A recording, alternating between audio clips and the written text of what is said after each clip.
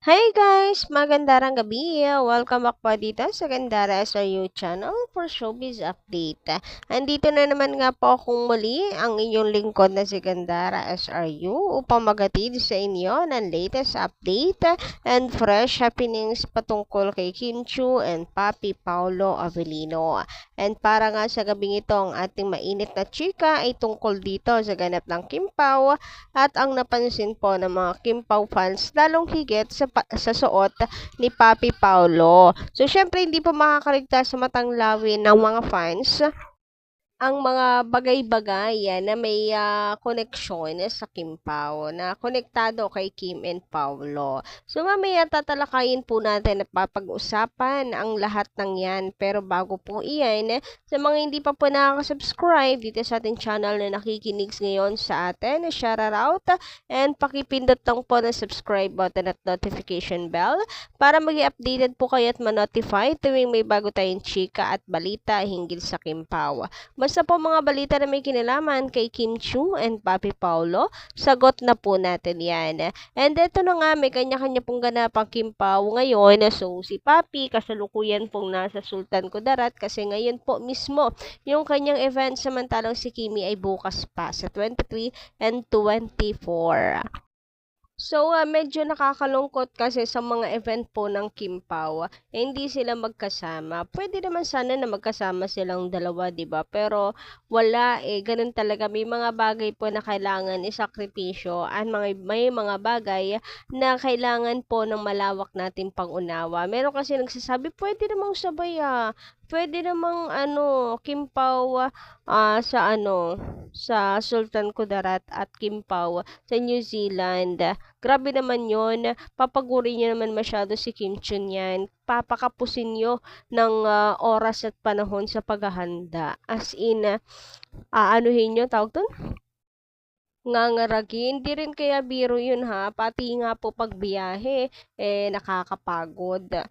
So, unawain na lang po natin. Hindi na rin po siguro maaaring i-cancel yung napabook na ni Kimi. Siguro late na pong na-i-offer itong sa Sultan Kudarat kaya hindi nakasama si Kimi. Nauna na yung pag-book doon sa New Zealand. So, meron po tayo nabasa dito mula kay Kind Heart. Sa mga nagtatanong bakit hindi magkasama ang Kim Pao 7th day, maybe nauna nang naibook si Kim kaya hindi siya maisasama sa local event na pinuntahan ni Paulo ngayon. At iba-iba po kasi yung TF nila. Lalo na siguro kung magkasama ang Kim Pao, ay nakakawindang siguro yung TF, 'di ba? Kaya isa-isa lang. Kaya siguro madalang din natin makita ang Kim Pao na magkasama talaga sa event. Kanya-kanya kahit parehas silang nasa Pinas, 'di ba may kanya-kanya silang event. Siguro nakakawindang talaga yung TF pag magkasama silang dalawa. So sabi dito, mahal ang TF ni Kim. Alam niyo naman siguro 'yan. Gusto natin na palagi magkasama sila sa events. And lalo rin naman si Kim and Paulo, gusto nila na magkasama sila. And ayun na nga, hindi lang naman siguro tayo yung may gusto na magkasama silang dalawa, 'di ba, sa event. Malamang ganun din lalong higit silang dalawa pareho. Gusto nila na magkasama silang dalawa sa mga events kasi ano po nila safe place nila yung dalawa. Ang isa't isa rather. Kumbaga ay comfortable po sila kapag magkasama. Pero ganun talaga ang buhay, guys. Minsan may mga hindrances, so nasa kanila na po yan paano nila i-handle. And tayo rin at the same time. Di naman siguro mababawasan ang pagiging Kim Pao fans nyo, no? Dahil lang sa, porke may mga solo-solong ganaps yung dalawa. Ang babaw naman kung ganun, di ba? Ang OA pati. Anyway, sabi dito, di bale, magkasama naman sila sa December 8 sa Capiz, Rojas City. So, babawi na lang po tayo sa Disyembre. At least, di ba, magkasama ang Kim Pao. At kung wala silang events, may kanya-kanya din silang work at business. Need nilang alagaan. Palagi naman silang magkasama tuwing umaga, tanghali, na bebe time. Charis. So ayun, at the end of the day, hindi pa naman sila kasal, 'di ba? So may mga bagay na kailangan gawin ni Kimi for herself lang, kagaya ng business. So at least may time naman sila together sa bawat araw na, 'di ba? Lalo na pag umaga kasi nga 'di ba nagwo-workout po sila. So maging kontento po muna tayo doon. Yan yung pagkasala yung Kim Pao, baka hindi na po mawala yan. Charot lang. Samantala, meron naman tayo nabasa comment kanina lang ito. Ayan o, 3 minutes ago na screenshotin ko. Naguguluhan kasi ako. Favorable ba talaga kayo sa Kim Pao or hindi? Kasi para may pangbabatikos na kasama to kay Paulo eh. Sabi niya dito, tama ka. Kaya sayang kung magpapaloko lang siya kay Paulo.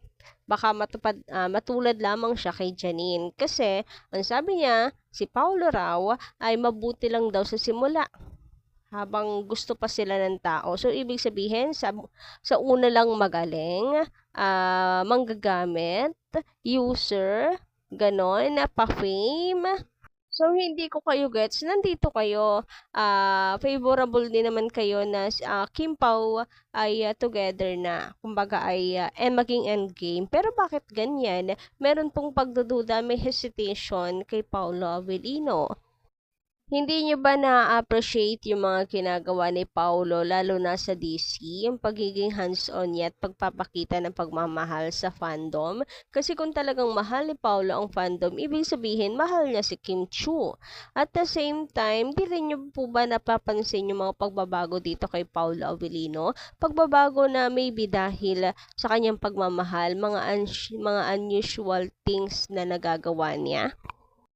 Anyway, let's move on at pag-usapan naman guys ito pong ganaps ng Kim Pao. So, eto po at ang mga fans ay panay po sa lubong sa Kim Pao. Sa kanila pong ganap, si Kim Chiu sa New Zealand, sa ibang bansa, and sa Sultan Kudarat naman para po kay Paulo Avellino. Ayan, kung mapapansin ninyo, talagang sinalubong po at maaga po ang fandom para salubungin at i-welcome ang dalawa. Napakaaga nila as in, lalo na po dito sa Sultan Kudarat. Kung makikita nyo, wala pang gasinong tao pero nandyan na sila.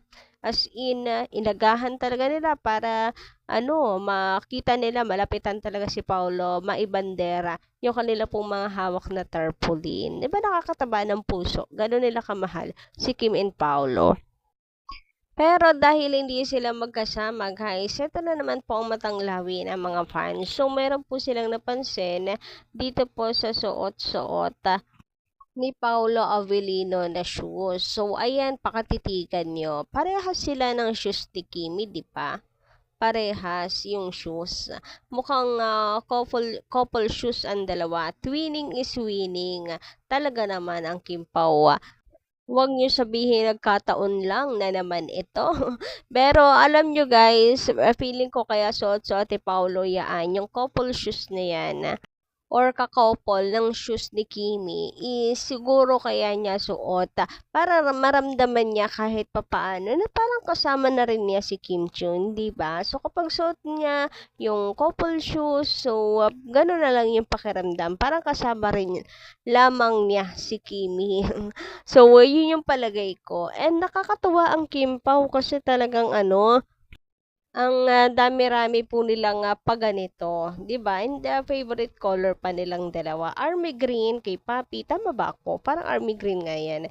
And pink kay Kim Chiu. O 'di ba, favorite color pa nilang dalawa. Couple talaga eh. Sabi nga po ni Kimi, syempre, twinning is winning. Anyway, kayo guys, ano inyong masasay patungkol dito? Pa-comment ka lang po dyan sa baba. And of course, please don't forget to click the subscribe button and notification bell for more updates. Maraming salamat.